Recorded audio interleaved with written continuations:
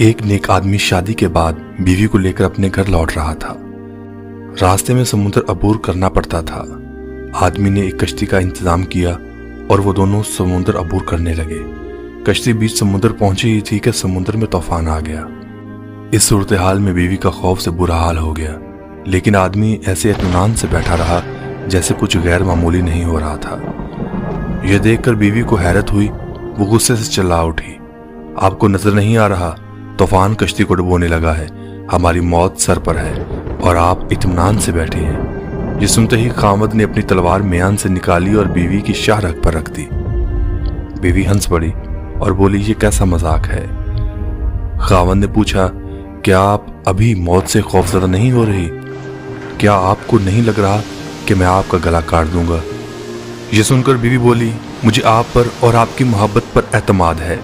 मुझे पता है आप मुझसे बेइंतहा मोहब्बत करते हैं और ये तलवार आपके हाथ में है, लेकिन आपके हाथों मुझे कोई नुकसान नहीं हो सकता। यह सुनकर खामद बोला, जैसे आपको मेरी मोहब्बत पर एतमाद है, वैसे ही मुझे अल्लाह की मोहब्बत पर यकीन है और ये तूफान भी अल्लाह के हाथों में है।